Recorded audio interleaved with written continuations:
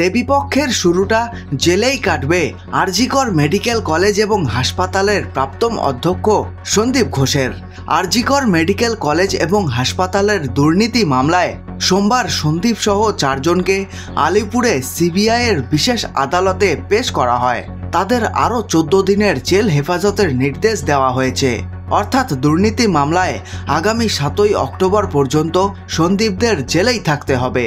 সোমবার আদালতে সিবিআইয়ের তরফে দাবি করা হয় যে তদন্তের সময় 18টি ডিজিটাল ডিভাইসের ক্লোনিং করেছে, যে তালিকায় mobile, memory card, hard disk, ল্যাপটপের মতো বিভিন্ন ডিভাইস রয়েছে।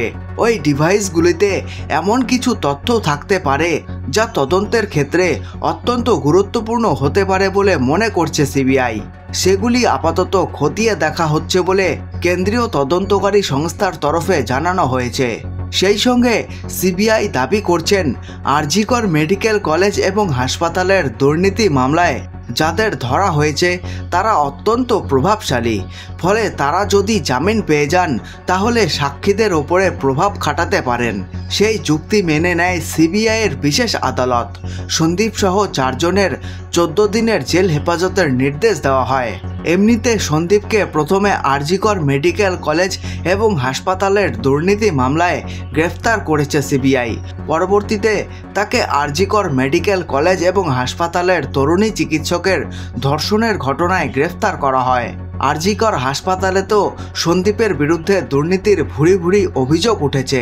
তার বিরুদ্ধে দুর্নীতির চক্র চালানোর অভিযোগও উঠেছে। দুর্নীতি মামলার পাশাপাশি তরুণী চিকিৎসকের ধর্ষণ এবং খুনের মামলায় তদন্ত চালাচ্ছে সিবিআই। তরুণী চিকিৎসক যে বিধানসভা এলাকার বাসিন্দা ছিলেন সেখানকার তৃণমূল কংগ্রেস বিধায়ককে সোমবার জিজ্ঞাসাবাদ করেছে কেন্দ্রীয় তদন্তকারী সংস্থা। জিজ্ঞাসাবাদের পরে তিনি দাবি করেছেন যে জীবনে প্রথমবার এরকম অপরাধ দেখলেন। এই নারকীয় ঘটনার সঙ্গে যারা যুক্ত আছে তাদের শাস্তি হবেই। এই খবরটি ভালো লেগে থাকলে লাইক করতে পারেন এবং আপনাদের মূল্যবান সময় দেওয়ার জন্য ধন্যবাদ। আপনাদের দিন শুভ হোক।